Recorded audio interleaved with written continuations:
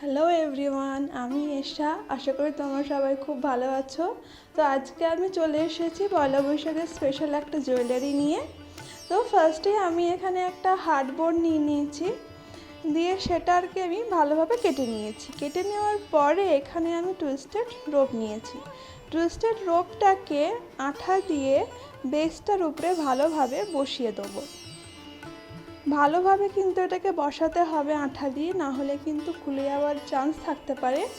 তাই ভালোভাবে এটাকে বসিয়ে নিতে হবে। বসানোর পরে কিন্তু এটাকে ভালোভাবে শুকনো করতে হবে।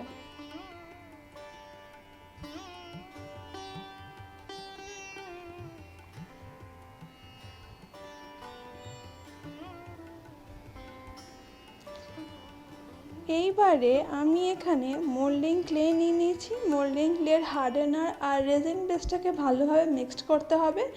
মিক্সড করে আঠা দিয়ে বেসটার উপরে স্বস্তিক চিহ্নটা বানিয়ে ফেলতে হবে, কারণ আঠা না দিলে জিনিসটা কিন্তু খুলে যাওয়ার চান্স থাকতে পারে। তাই জন্য ভালোভাবে আঠা দিয়ে এটাকে বসাতে হবে। তোমরা যদি কেউ আমার কাছ থেকে জুয়েলারি কিনতে চাও তাহলে আমার ফেসবুক পেজে গিয়ে আমাকে মেসেজ করতে পারো।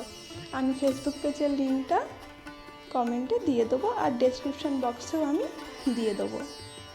আশা করছি আমাদের ভিডিওগুলো তোমাদের ভালো লাগে।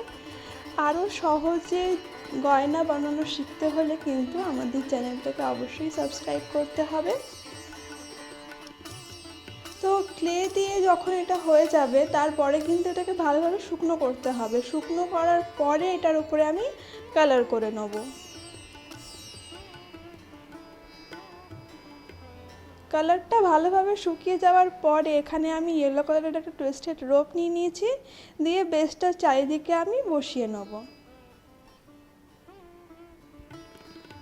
তারপরে এখানে আমি পমপম লেস নেব। পমপম লেসটাকেও কিন্তু বেসটার উপরে ভালোভাবে বসাতে হবে, বেসটার চারিদিকে। তারপরে আমি টুইস্টেড রোপ নিয়ে নিয়েছি আর কিছু কটন বল নিয়ে নিয়েছি। কটন বল তৈরির ভিডিও আমাদের চ্যানেলে অলরেডি আছে, তো আমি লিঙ্কটা ডেসক্রিপশানে দিয়ে দেবো।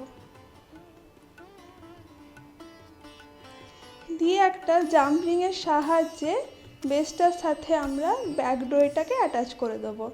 আশা করছি ভিডিওটা ভালো লেগেছে। কেমন লেগেছে অবশ্যই জানিও। দেখা হচ্ছে পরের ভিডিওতে।